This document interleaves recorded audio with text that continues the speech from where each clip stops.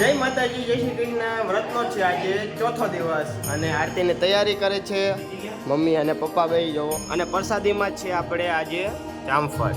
જો પ્રસાદીમાં જામફળ છે. હે આની પ્રસાદી હાંજે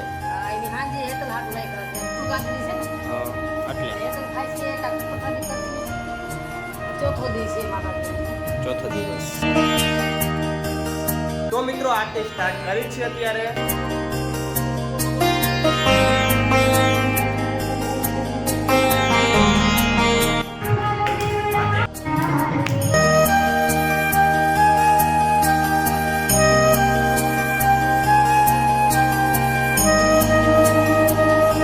તો મિત્રો આરતી પૂરી થઈ ગઈ છે.